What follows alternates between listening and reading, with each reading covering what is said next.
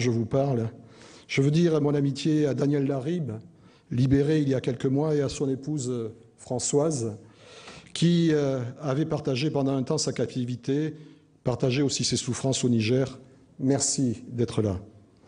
J'exprime ma solidarité et mon espoir pour tous nos compatriotes enlevés au Sahel ou en Syrie. Qu'ils sachent que les autorités françaises œuvrent sans relâche pour leur libération, exprimant en cela la détermination de votre gouvernement, Monsieur le Premier ministre, et en particulier celle de Laurent Fabius, que je tiens à saluer ce soir. J'ai une pensée émue à cet instant pour Ghislaine Dupont et Claude Verlon, journalistes à RFI, qui ont été assassinés le 2 novembre dernier dans le nord du Mali, alors qu'ils faisaient leur travail de témoignage sur le terrain. Je veux également faire part de mon soutien et de mon admiration à celles et ceux, où qu'ils soient, qui sont engagés dans des actions humanitaires. Mesdames et messieurs, nous partageons avec nos voisins et amis européens une histoire et un projet commun. Après les élections qui s'annoncent, le nouveau Parlement européen ainsi que la nouvelle Commission devront répondre aux attentes des citoyens de l'Union européenne. Car la déception et l'incompréhension devant l'évolution du projet communautaire est une réalité. À nous de saisir l'opportunité de cette échéance électorale pour animer l'enthousiasme du projet européen. À nous de lui redonner du sens et de l'ambition. À nous de renouer avec l'esprit pionnier des pères fondateurs qui leur permettait de surmonter les divisions et les difficultés. L'Europe n'est pas que la mémoire de son passé, elle est notre avenir. Notre avenir, c'est aussi la Méditerranée. J'accueillerai lundi prochain à Marseille, avec le président Bartolone, l'Assemblée parlementaire de la Méditerranée, pour promouvoir un partenariat plus étroit autour de cette mer qui nous unit bien plus qu'elle nous sépare. Au-delà de notre voisinage euro-méditerranéen immédiat, vous le savez bien, Monsieur le ministre des Affaires étrangères, il y a nos priorités internationales que nous percevons bien. D'abord en Afrique, dans le prolongement du sommet de l'Élysée, qui a donné un souffle ambitieux à la relation particulière qui lie la France aux pays de ce continent. La sécurité, le développement et le climat, tels sont les principaux enjeux autour desquels ce partenariat devra être approfondi. Nous aurons d'ailleurs à travailler sur un texte sans précédent, une loi relative à notre politique de développement et de solidarité internationale, à laquelle je sais que Pascal Canfin est très attaché.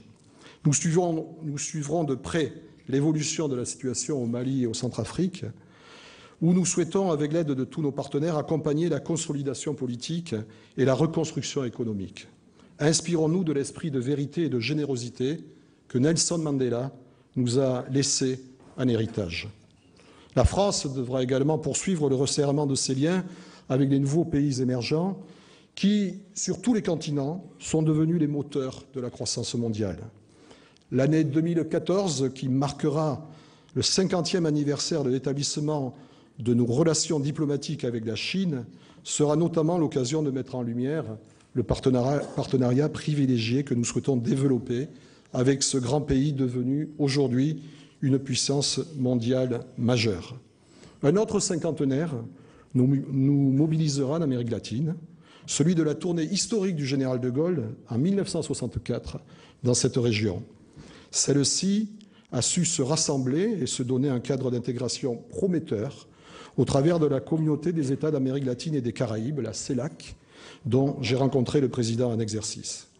Mesdames et messieurs les ambassadeurs, je vous remercie à nouveau d'être venus nombreux aujourd'hui. Votre présence qui nous honore me donne l'occasion de rappeler à quel point le Sénat est ouvert au monde et sans cesse connecté aux grands enjeux internationaux. Je sais que vous êtes vous-même en relation étroite avec notre Commission des Affaires étrangères et de la Défense et notre Commission des Affaires européennes, dont je salue l'excellent travail. Leurs analyses sur la situation géopolitique et internationale sont toujours très précieuses pour le débat démocratique.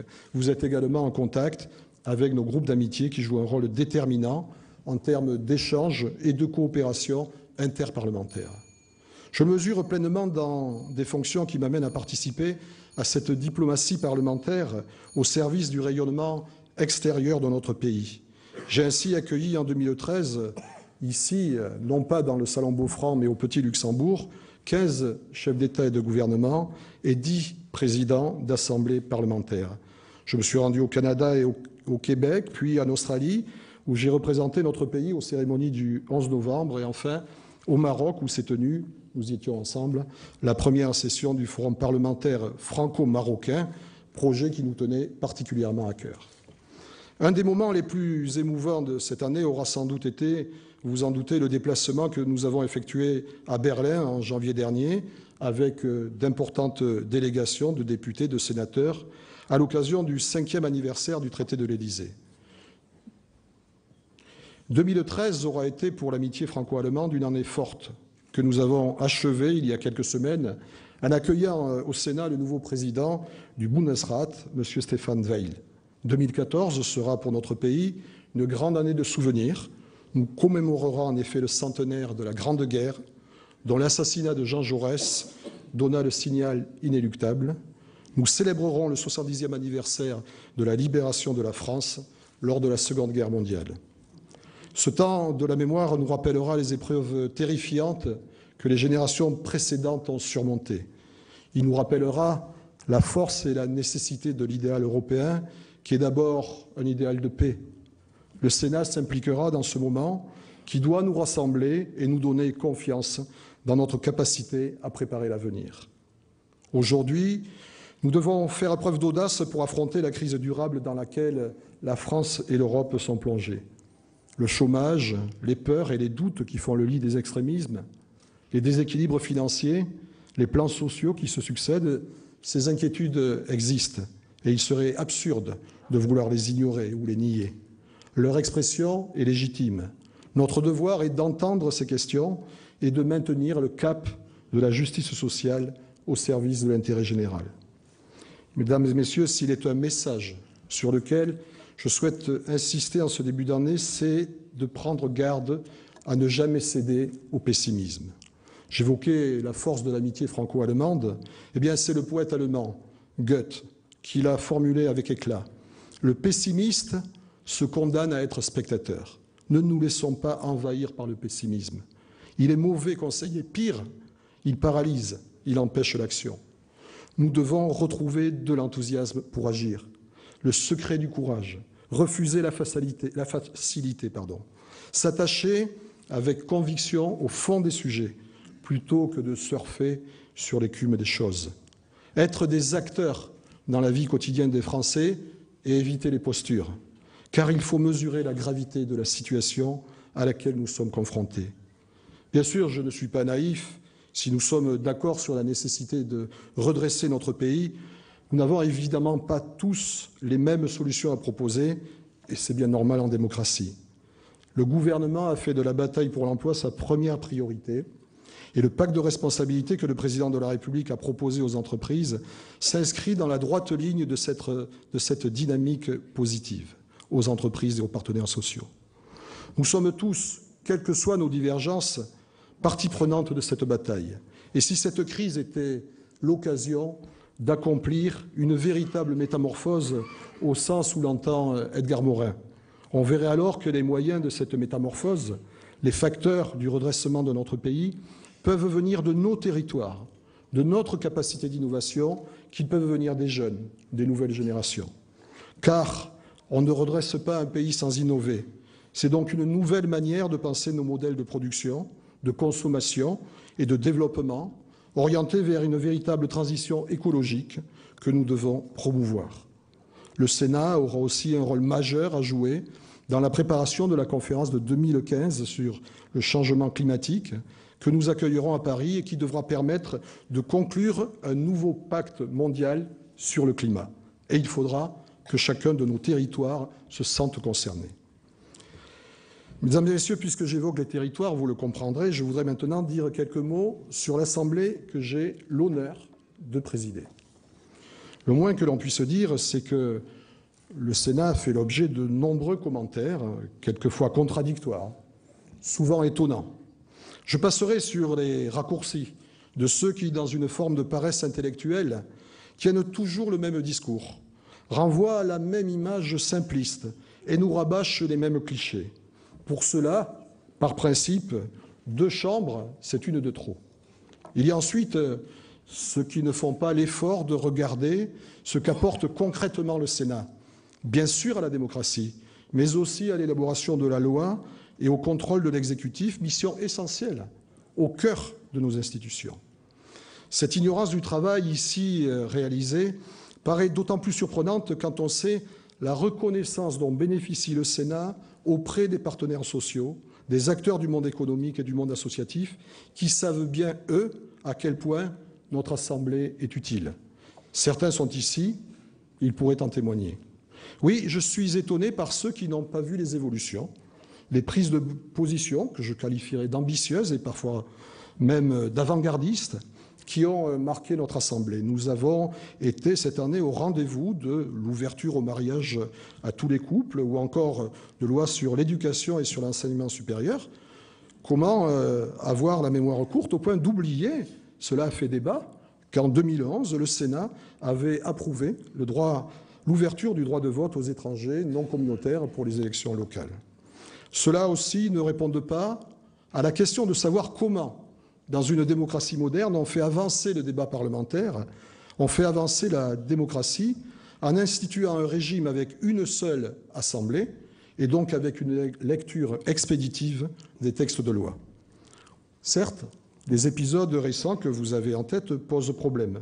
Ils doivent nous conduire à toujours plus de transparence, mais en aucun cas, ils ne peuvent servir d'alibi à l'abandon du bicamérisme. Enfin, troisième catégorie, il y a ceux qui donnent l'impression que le Sénat n'a de sens que s'il leur revient d'en assumer la responsabilité. J'entends les critiques. Le Sénat est absent. Il ne fait pas entendre sa voix. Il ne compte pas. On retrouve là, c'est assez curieux, souvent au mot près, des réquisitoires prononcés par ceux qui en étaient l'objet il y a quelques années. Ceux qui dénoncent des attitudes dont ils ont largement usé. C'est peut-être là un effet inattendu de l'alternance. Mais derrière cela, je parle devant des experts, il y a l'histoire. Et l'histoire à la peau dure. Le rôle du Sénat n'a pas été fixé une fois pour toutes par les constituants de la Ve République. Il a évolué en fonction du contexte politique et de l'existence ou non d'une majorité structurée, conforme ou non à celle de l'Assemblée nationale ou à l'exécutif. Les mots que l'on entend aujourd'hui rappellent ceux qui furent prononcés par des gaullistes historiques comme Jacques Debus-Bridel, pour qui le Sénat était devenu, et je le cite, parfaitement superfétatoire. Et même le général de Gaulle, lui-même, qui regrettait, je le cite aussi, que le Sénat se confine dans une contestation aussi morose que vaine. Selon les mots d'un de nos anciens secrétaires généraux, le Sénat était alors la maison sans soleil et devenait progressivement une non-institution. Déjà, la même petite musique.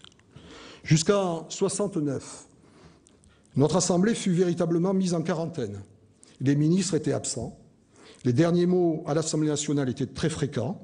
Les lois de finances régulièrement rejetées. Le taux de reprise des amendements sénatoriaux par les députés n'était que de 25%, contre 63% aujourd'hui. Si l'on regarde ce qui a suivi jusqu'à nos jours, on constate que le Sénat, d'une certaine manière, est toujours resté l'enfant terrible de la vie parlementaire. Bien après les années 60, il n'a d'ailleurs pas été rare d'assister à une forme de blocage entre l'exécutif et le Sénat.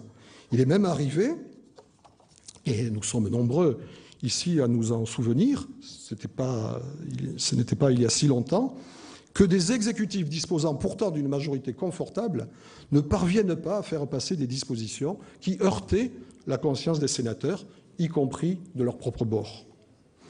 Mesdames et messieurs, lorsque j'ai été élu président du Sénat, j'ai indiqué le sens que j'entendais donner au Sénat de l'alternance. Je me permets de me citer. Je ne serai jamais là pour servir un clan ou une clientèle. Servir la République, tel doit être le rôle de notre Assemblée. Nous ne serons pas ici je ne sais quel bastion. Nous sommes ouverts à tous, ceux qui se retrouvent dans notre volonté de faire vivre le bicamérisme, un bicamérisme rénové, dans lequel l'opposition sera respectée, ceux-là seront les bienvenus. La Haute Assemblée se doit d'aller vers une vraie rénovation démocratique, vers une autre façon de travailler. C'était le 1er octobre 2011. Je ne retire pas un mot des propos que je tenais alors. Aujourd'hui, à l'heure des vœux, je crois que nous devons nous en souvenir. Un Sénat utile, d'abord réactif, parce que la crise est là. L'emploi, l'avenir de nos retraites, l'égalité entre les femmes et les hommes, le besoin de justice sociale, la lutte contre les discriminations, toujours et encore, ces priorités n'attendent pas. Nous ne pouvons pas céder aux délices des joutes parlementaires, même si notre société a besoin de la respiration démocratique que permet le débat pour apaiser les tensions qui la traversent.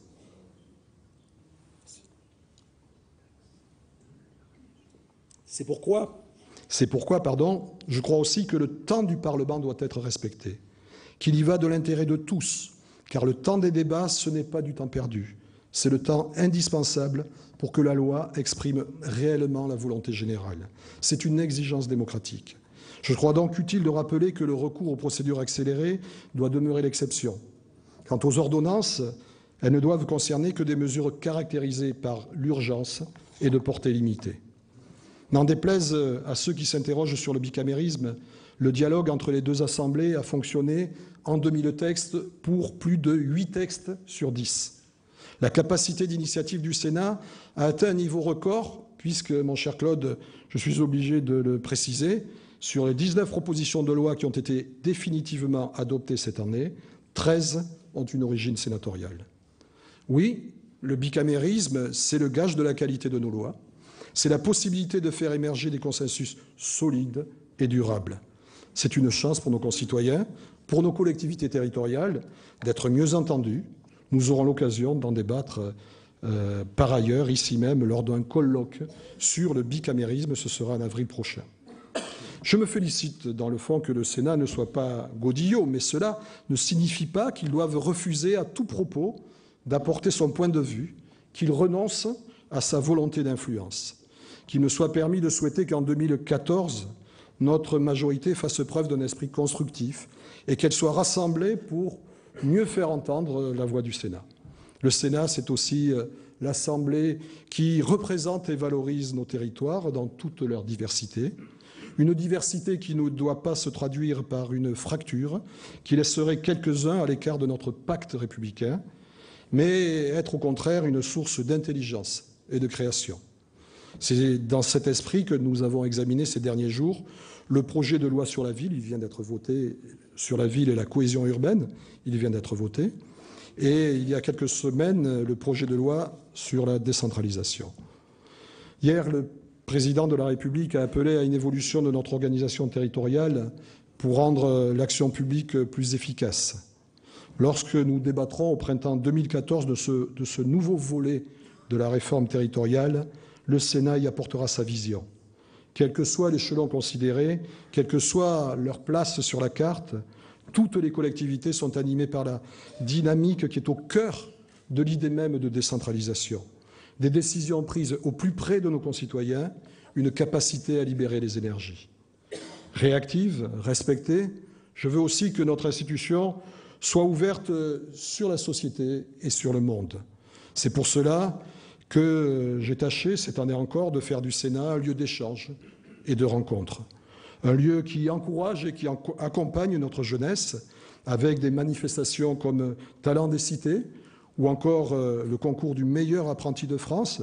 Et puisqu'il en a été l'initiateur, permettez-moi, à sa demande, d'excuser le président Poncelet, retenu dans son département.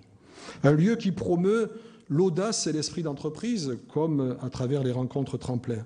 Un lieu qui concentre et donne à voir la diversité et l'innovation, qu'elles viennent de nos quartiers, de nos campagnes ou des Outre-mer. Avec notre délégation à l'Outre-mer, nous continuons à mettre à l'honneur toutes les histoires et les cultures qui font notre richesse. Nous croisons des mémoires d'un passé colonial que nous devons regarder en face. Permettez-moi de saluer Victorin Lurin et permettez-moi aussi d'adresser mes vœux à l'ensemble de nos compatriotes ultramarins, d'avoir une pensée particulière pour nos amis de la Réunion, durement éprouvés par un cyclone il y a quelques semaines. Un mot aussi pour nos compatriotes de Nouvelle-Calédonie, où je me suis rendu il y a quelques semaines. 2014 sera une année déterminante pour leur avenir institutionnel. Le Sénat doit être le miroir de toutes les cultures, comme en témoigne le colloque consacré à la présence arabo-orientale en France en décembre dernier. Enfin, je souhaite qu'il continue à se projeter sur les grands enjeux de demain. La préparation de l'avenir est au cœur de l'action politique. Grâce à son rapport au temps un peu différent de celui de l'Assemblée nationale, notre institution est à même de se détacher de ce qu'il est convenu aujourd'hui d'appeler la dictature de l'immédiateté et de se placer dans une vision prospective et de long terme. Le Sénat, c'est aussi une institution qui change et qui s'est résolument engagée dans la voie de la transparence. J'ai souhaité que notre volonté de plus de sobriété et de plus de modestie se traduise par des décisions concrètes. Claude Barthelone en a énuméré quelques-unes ce matin. Certification de nos comptes par la Cour des comptes, suppression des prêts aux sénateurs, transparence de la réserve parlementaire, prévention des conflits d'intérêts. C'est un Sénat exemplaire que nous souhaitons voir émerger. Voilà pourquoi je suis intraitable avec les critiques injustes. Premier défenseur de notre institution, je regrette pourtant que le Sénat puisse parfois prêter le flanc à la caricature. Je ne peux accepter que par certaines décisions, incompréhensibles à mes yeux, nous donnions l'image d'une assemblée opaque et corporatiste. C'est dangereux pour notre démocratie, car cela nourrit l'antiparlementarisme. Pour apporter plus de légitimité aux décisions sur les demandes de levée de l'immunité, j'ai proposé que les votes en bureau se fassent désormais à main levée. Je ne doute pas que chacun prendra ses responsabilités. Je souhaite également qu'en 2014, nous puissions tirer un bilan de la mise en œuvre, cela fait maintenant 5 ans, des modifications que la révision constitutionnelle de 2008 a apportées à nos procédures. Ont-elles été bénéfiques ? Ont-elles toutes permis un fonctionnement plus efficace de nos assemblées ? Il nous faut aujourd'hui regarder cela sereinement, mais avec lucidité. C'est pourquoi j'ai lancé un processus de réflexion sur une réforme de notre organisation et de nos méthodes de travail. Nous donnons rendez-vous dans quelques semaines. Je voudrais terminer, mesdames et messieurs, en vous disant qu'en 2014, je souhaite que le Sénat demeure plus que jamais le défenseur d'une certaine idée de la République. Je veux qu'il soit un rempart contre la haine, le repli sur soi, la tentation de l'extrême droite. Nous ne pouvons accepter la banalisation des actes et des discours racistes, antisémites ou xénophobes qui frappent nos concitoyens les plus vulnérables souvent jusqu'au ministre de la République. Je salue la lucidité du ministre de l'Intérieur ainsi que la force et le courage exemplaires de Madame la garde des Sceaux, Christiane Taubira. Nous savons bien que la crise peut conduire à la recherche de boucs émissaires. L'histoire nous l'a malheureusement trop souvent montré. Face à cela, nous ne devons pas rester désemparés. La solution n'est pas dans la fuite en avant ou dans la surenchère. Il faut au contraire redonner du sens à la promesse républicaine de fraternité, d'égalité et de solidarité. Je n'oublie pas la liberté.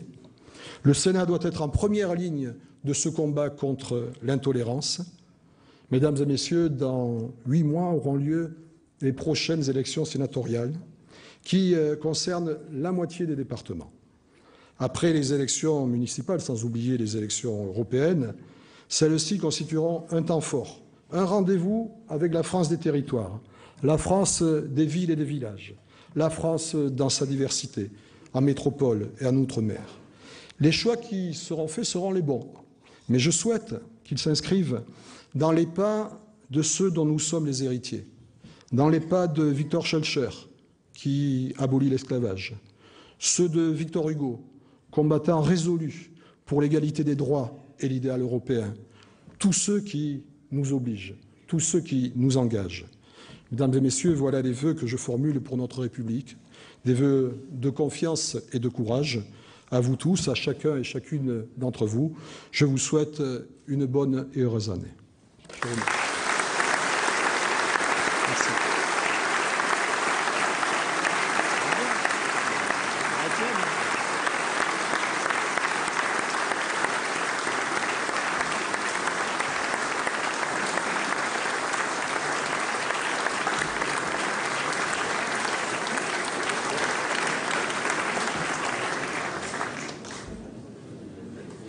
Bien, je vous invite tout simplement maintenant à converser autour de ces tables qui sont dressées dans ce magnifique salon. Voilà, donc pour le discours de Jean-Pierre Bel, le président du Sénat, à l'occasion de cette cérémonie des vœux. On l'a vu, le président du Sénat qui est revenu à de multiples reprises sur la place du Sénat dans nos institutions. Est-ce que le bicamérisme serait menacé? Non, dit Jean-Pierre Bel. Le bicamérisme est nécessaire au bon fonctionnement de notre démocratie. Il a notamment souligné que parmi les 19 propositions de loi, c'est-à-dire les textes à l'initiative des parlementaires qui avaient été adoptés en 2013, eh bien 13, c'est-à-dire une grande majorité, étaient à l'origine de sénateurs. Le président du Sénat, Jean-Pierre Bel, qui est également revenu sur l'image du Sénat dans l'opinion publique et dans les médias. Il faut aller au-delà des clichés, au-delà des images simplifiées sur la Haute Assemblée, a dit également à plusieurs reprises Jean-Pierre Bel. Il a voulu pourfendre un petit peu toutes les critiques qui ont pu se faire entendre ces derniers temps.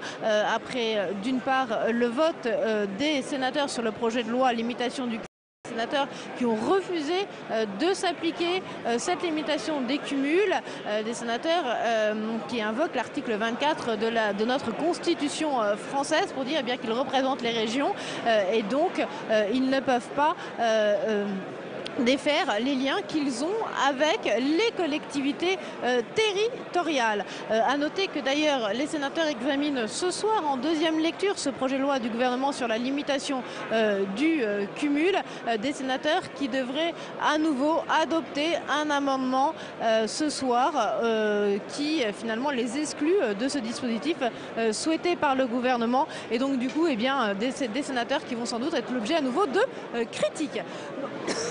Donc voilà pour le discours de Jean-Pierre Bel ce soir au Sénat.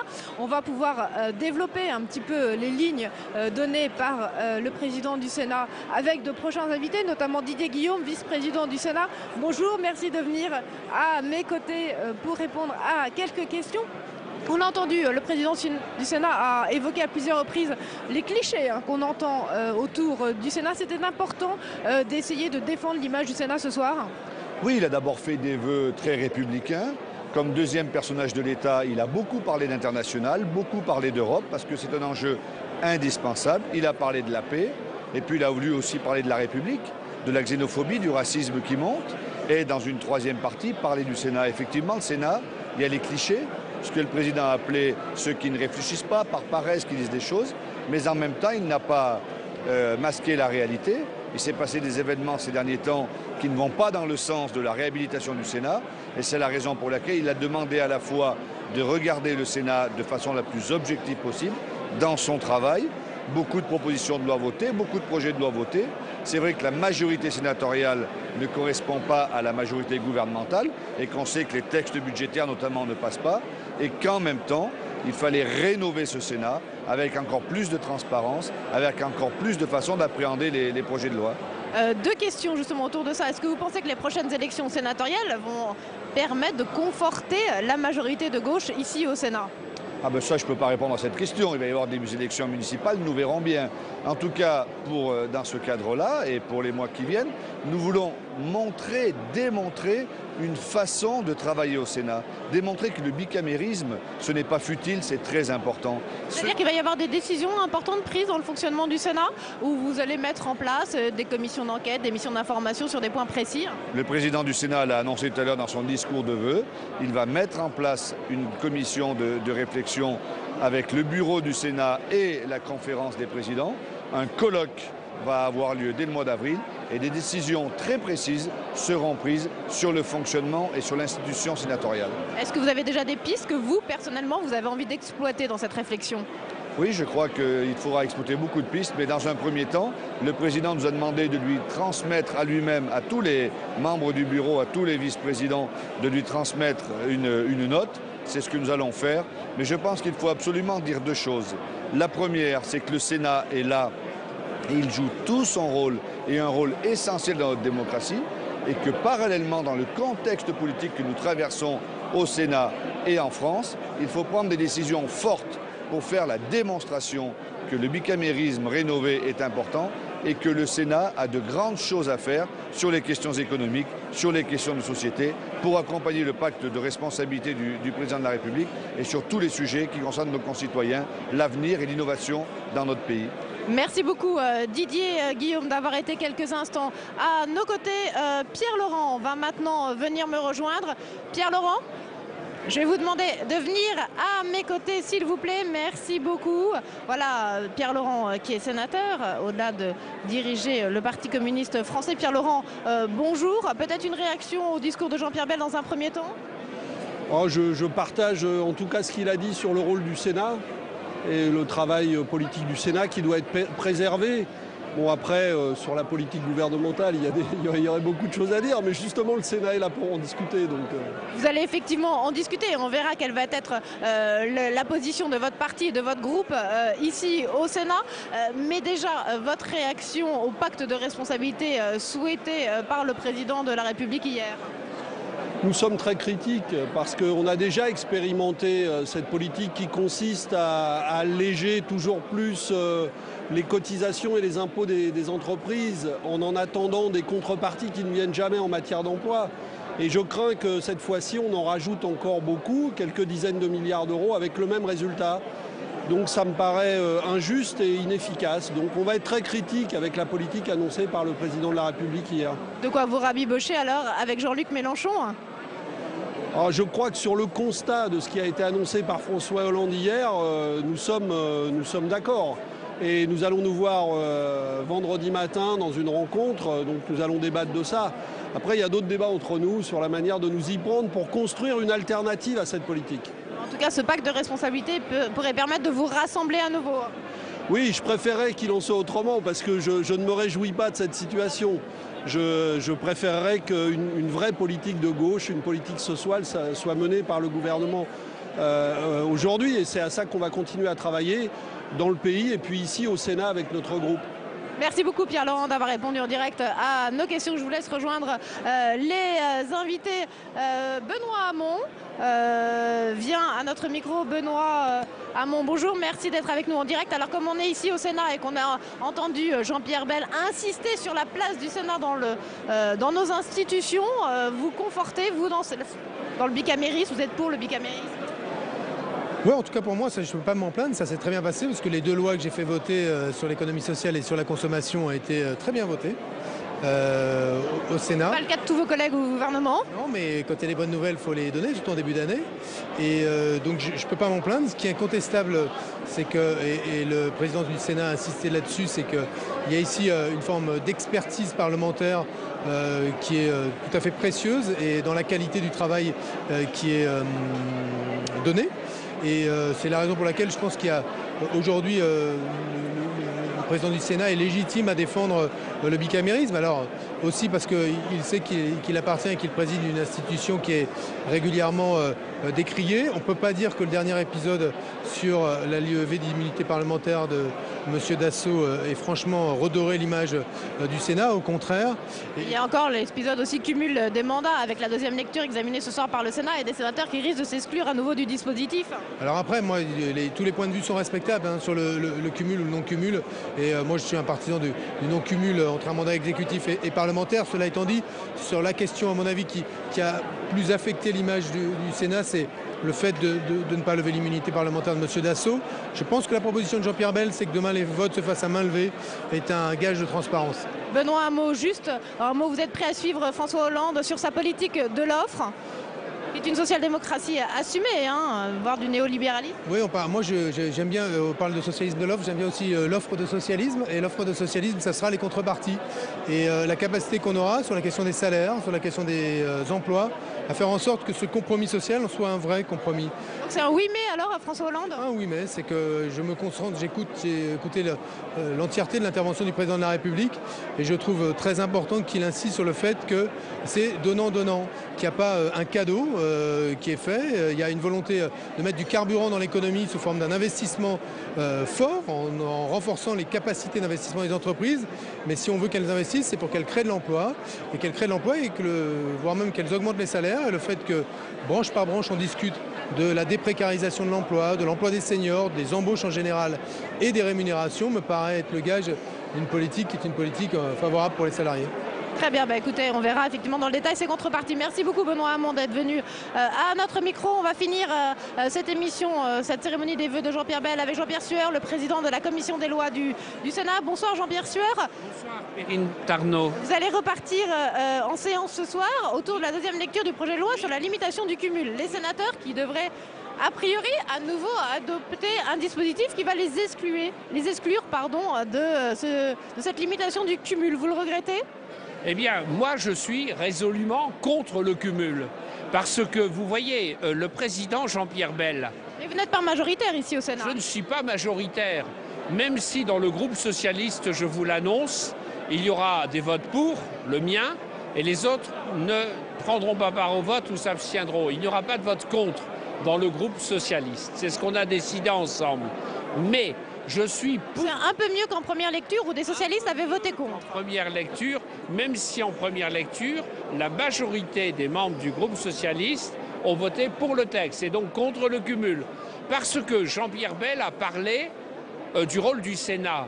Bien, je vais vous dire, si on défend le Parlement et donc le Sénat, il faut arrêter de vous présenter devant vos écrans des chaises vides.